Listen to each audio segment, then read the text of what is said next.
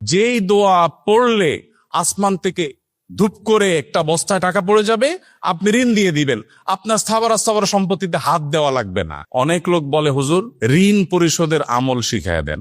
আমার বিয়ে উপলক্ষে 8 ভরির বেশি স্বর্ণের মালিক হই আমি। বর্তমানে আমার স্বামী বড় পরিমাণ ঋণ থাকায় এবং আমার আর্থিক অবস্থা খারাপ থাকায় আমি এখন জাকাত দিতে অসমর্থ। আমি যদি 3 থেকে 5 বছর পর স্বাবলম্বী হওয়ার পর জাকাত দেই, তাহলে এক্ষেত্রে বিলম্বে জাকাত প্রদানের ইসলামের বিধান কি? জাকাত ওয়াজিব আলাল ফওর। ইসলামী ফিকহ অনুযায়ী যখন জাকাত আবশ্যক হয় তখনই দিতে হয়।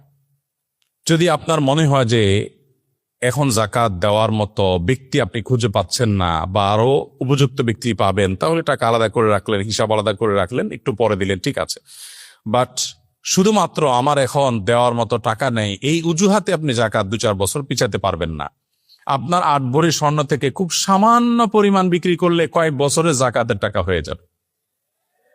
আমরা বেশিরভাগ মানুষ চাই আমারটা আমার কাছে থাকুক, আমি এক্সট্রা ফাওটা দিয়ে কোনো রকম জাকাত দেওয়ার চেষ্টা করব। অনেক লোক বলে, হুজুর ঋণ পরিশোধের আমল শিখায় দেন।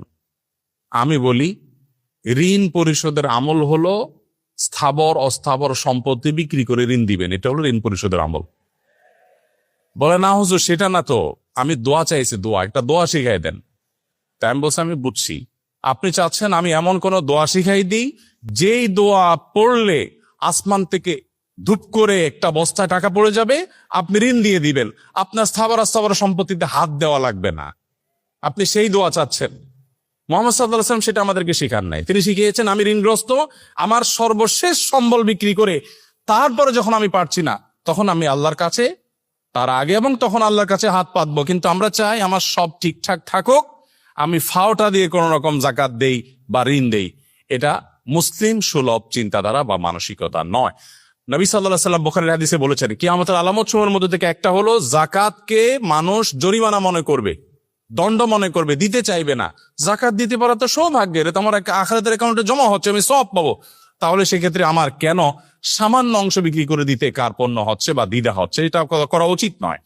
অবশ্য মেয়েদ, এখানে প্রশ্ন বোঝা যাচ্ছে না, আপনার স্বামীর ঋণ আছে, তাতে আপনার কি? আপনার স্বামীর ঋণ আছে, তাতে আপনার কি? মুশকিল হলো স্বর্ণের মালিক আসলে কে, এটা ক্লিয়ার না। এটা কি নারী নিজে না তার স্বামী? আমাদের দেশে এক্ষেত্রে একটা বড় বড় ধরনের গোজামিল আছে। স্বর্ণ দিয়ে দেওয়া হয় মেয়েকে, যে তোমাকে দিলাম, মোহর হিসাবে দিলাম, ইত্যাদি ইত্যাদি।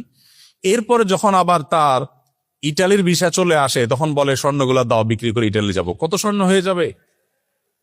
স্বর্ণের মালিক যদি তিনি হন, তাহলে আপনি কিভাবে চান? আপনি একটা দরখাস্ত লিখতে পারেন, বরাবর মাননীয় স্ত্রী বিষয় ঋণ মঞ্জুরের আবেদন, জনাবা যথাবিহিত সম্মান প্রদর্শন পূর্বক নিবেদন, এই যে আমি অধম, ঋণগ্রস্ত, গরিব,